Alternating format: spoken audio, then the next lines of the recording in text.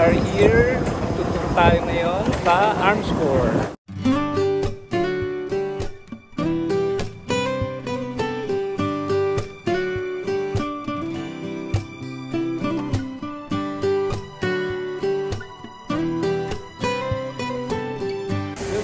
Hello ma'am.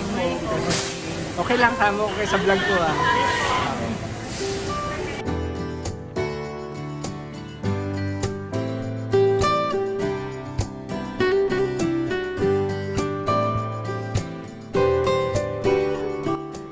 Sa pagpasok pa lang namin sa facilities nila, ang una kong napansin ay napakalinis talaga ng kanilang facility.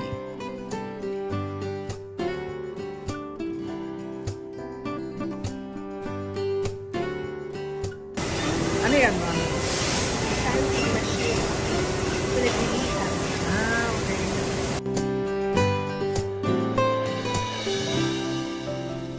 At kapuna-puna rin na ang mga gamit nila dun ay puro mga moderno at state of the art.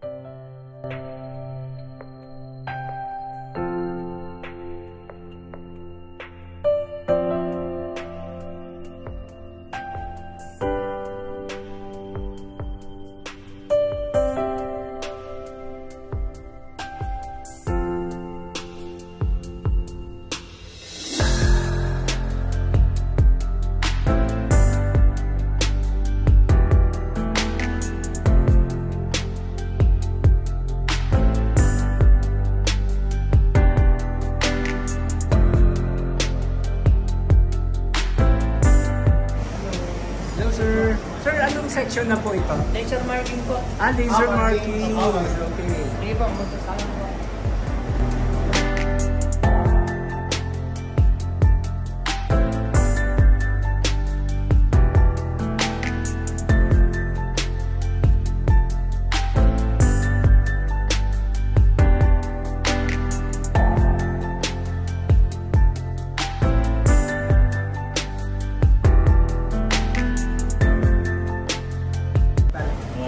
Dati sir, ang ginagawa natin is parang Mano-mano punch siya. So ngayon, technology natin yun, laser marking. Less stress, precise.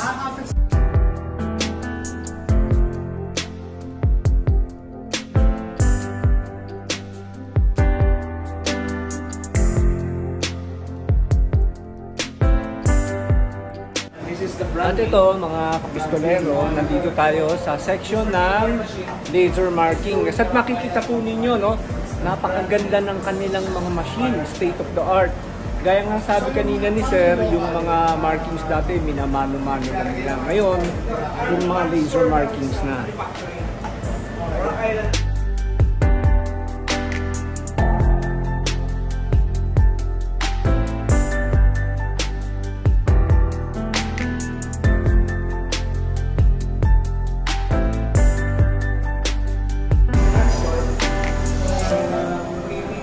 The quality. So we have two lines of defense of quality. We have the quality assurance and the quality control. So ngayon, nasa quality assurance tayo. In this particular, in each every batch, pina-quality assurance natin yung part to make sure yung mga piyesa natin is compliant to its specifications. So per batch, we have the first, mid, last article na kailangan sundin through the machining. Dapat ma-check natin yung goods machine. So after butasin, yung mga holes, mga dito dinadala, to check, or bago butasin? After machining, we have to make sure tama yung mga dimensions, yung mga butas, yung location ng butas natin.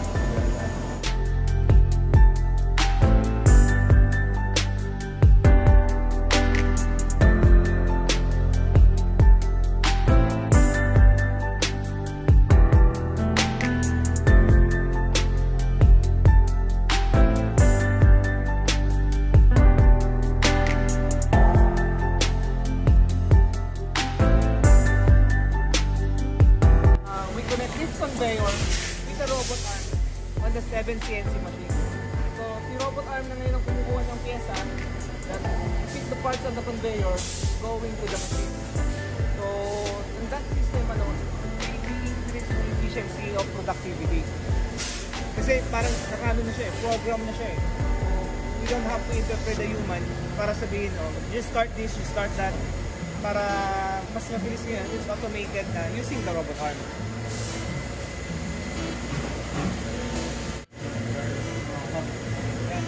This robot arm naman, so kung nilapan lang ng operator itong mga tray na to, papasok siya sa kabila. Makakapag-live siya, kaintay natin. Lapit niya yan. Lapit na to. 3 minutes? Let's wait for 3 minutes para makita niyo sir yung action. So, i-grab niya dito. I-grab niya. Kukunin niyo yung pyesa sa loob.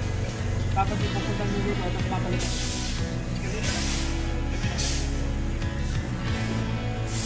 Pero pwede natin yung action na. Kukuha niyo yan. Tapos ilagay na rin po. Ay, hindi na kailangan ng tao. Kuhanan ko na yung dyan. Siya lang bahala ang mag-operate ng makina. Oh, so anong ginagawa niyo sa loob? CNC ba yan? CNC rin siya. So, on this section, yung right side. Pag tumingnan sa dalawang to, yung left side. Kasi nakapit doon sa kabila.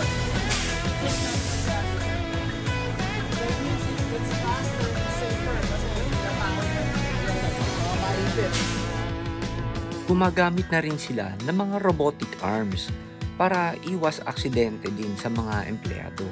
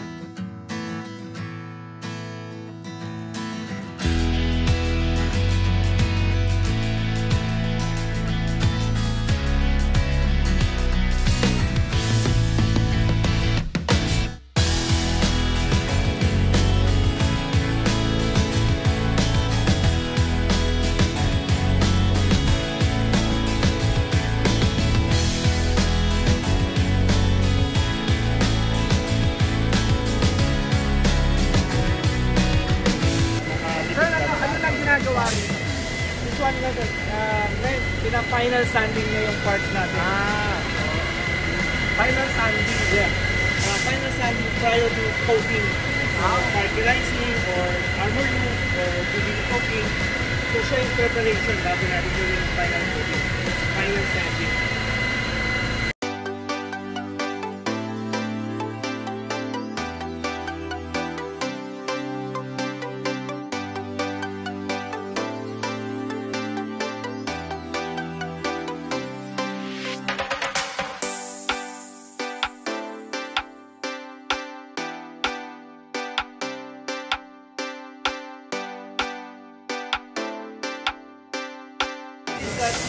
It's a tool management system. Okay. It's the system that we follow on the activity ng area. So whether you have to do the maintenance, you want to check the output, it's also the preparation.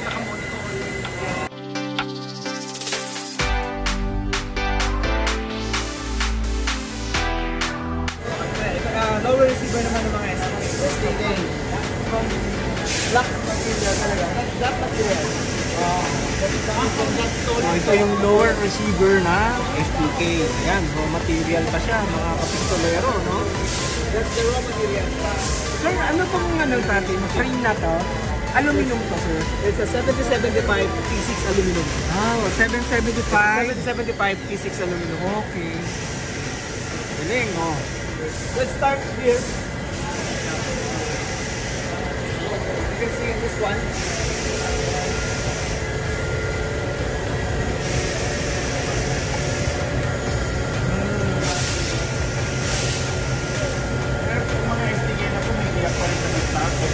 This one now is the 1 piece.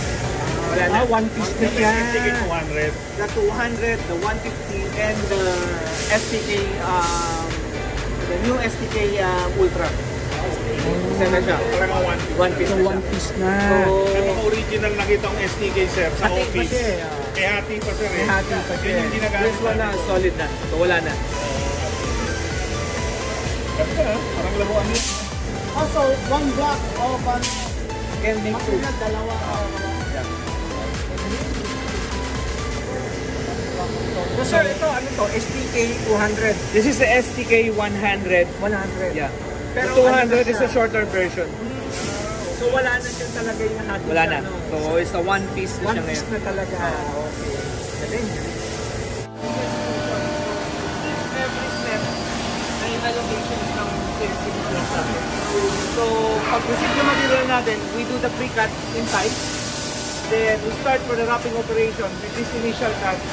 Then, so on and so forth. Until we finish the whole complete operation. Hanggang makarating tayo sa final certificate natin. And we come into the stage na po. Final stage ng cabin natin. This is the itsura ng slide natin. So this section is doing the slide. So in slide, we come up with the different sizes. Diba? We have the 16-inch, we have the full size, we have the compact size, and we have the baby round. Yung mga maliit na mag-picture natin. Diba?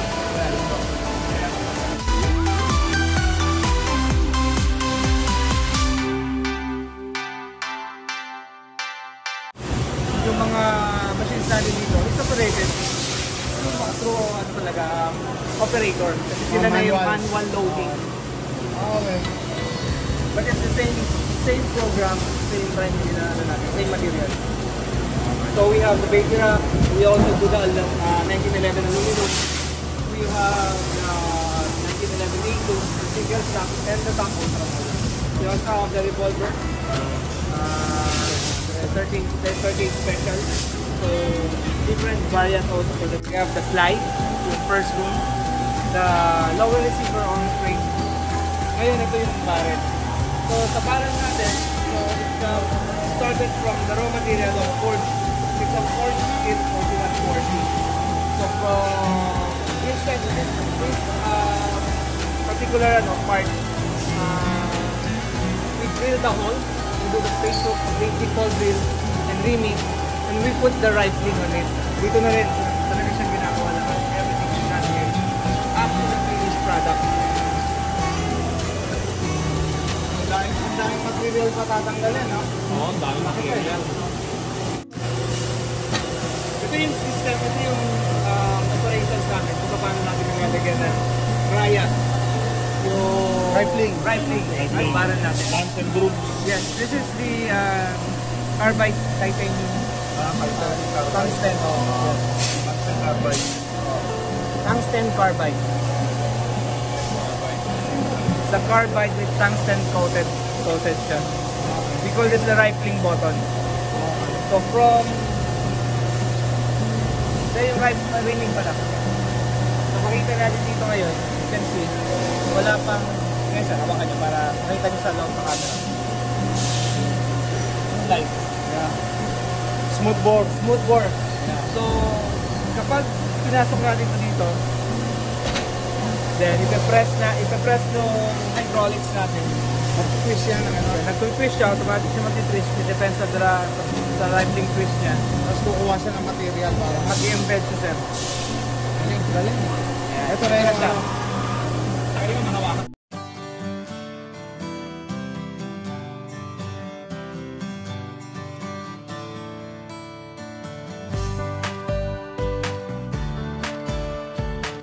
Mga kapistolero, ito na yung kanilang coating facility.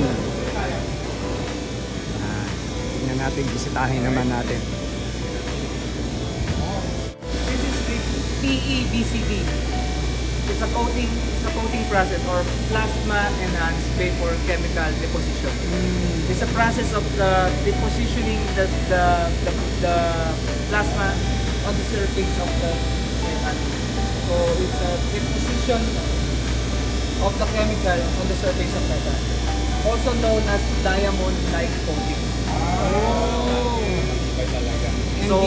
Yun yung standard name niya, Diamond Like Coating. So, Yan pa sir, very patigas din ang bakal. DLC coating. Very specific name. We call it the PEVCD, or Plasma Enhanced Vapor Chemical Deposition. So that's the process ngayon ginagawa ng machines. The brand ng machines namin, the model ng machines namin, they call it the Armor Loop. Armor Loop, the unit that we're using is the Imperial. That's why on the market, sinasabi na it's Armor Loop coating, it's Armor Loop coating. But in general, they call it, this is a STK. So, this is the traditional, the parkerized or manganese phosphate. So from raw material, yan siya. Yan yung after sanding. So the robot arm, sinanding niya, na-polish niya na. So ito na yung kalalabasan niya. Okay. Then the traditional is the parkerizing or manganese phosphate. Manganese phosphate. And the lower portion is the armor loop. Now try to feel it muna. Feel the surface. The difference.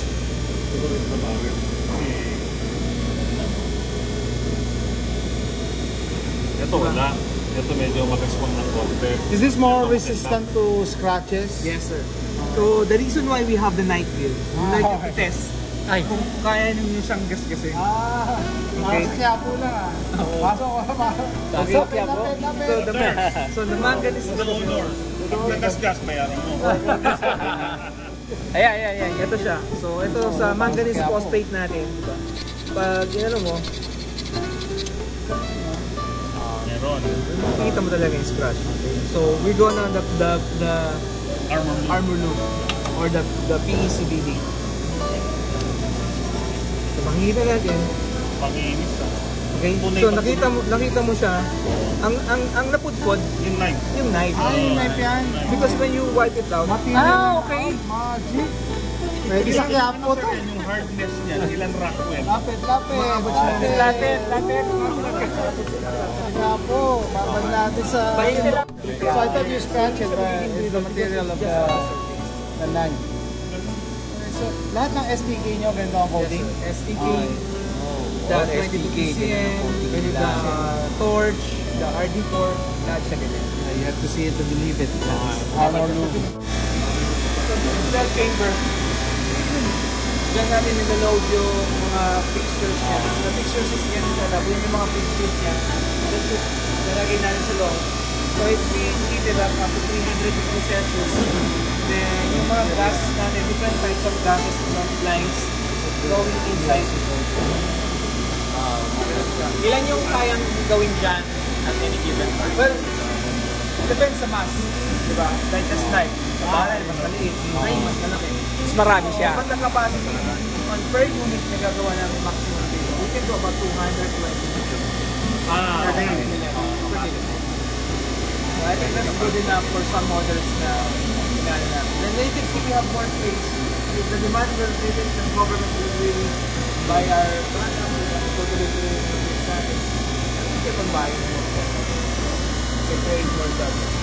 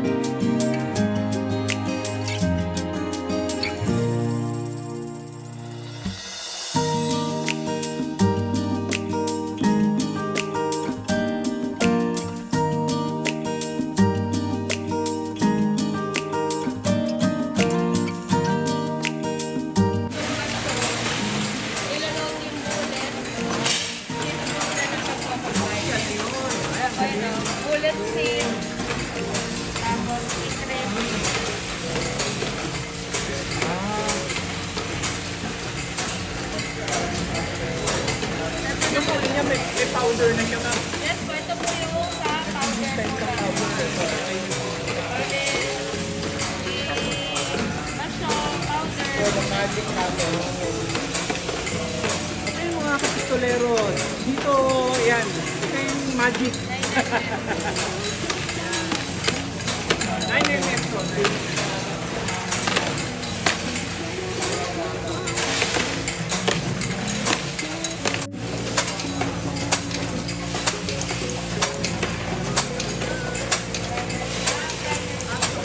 Ito naman yung primer.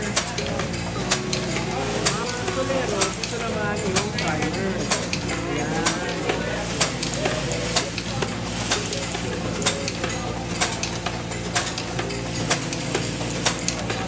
Then after dito,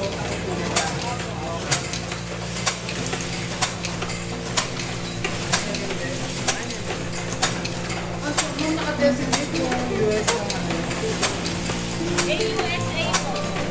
na naka-designate sa yung pagkakala. Parang for customer po siya. Yung selling markers.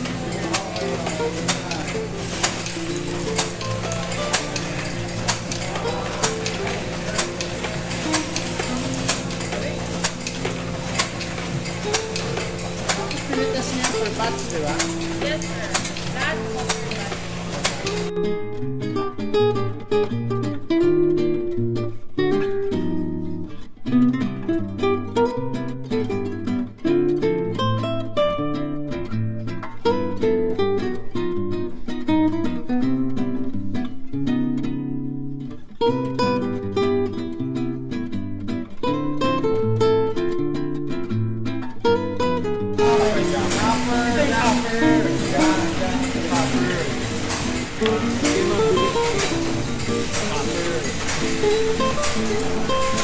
This one is copper din. And ito, brass. Brass. Ito naman daw yung brass.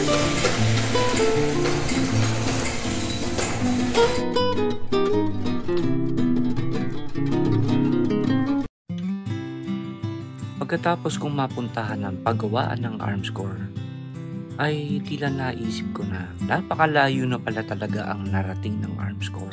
Mahahalintulad na sila sa mga foreign gun manufacturers. Or baka sabihin ko pa na mas maganda pa nga ang gawa ng Armscore. Mula sa isang simpleng paggawaan lang ng baril sa Marikina, ngayon ay tinitingala na ang Armscore sa buong mundo. Dati-rati, pag tinanong ka, ano ang baril mo? Ang isasagot mo ay, Armscore lang. Pero ngayon, pag tinanong ka, ano ang baril mo? Proud mong sasabihin, ang baril ko ay Armscore, gawa sa Pilipinas.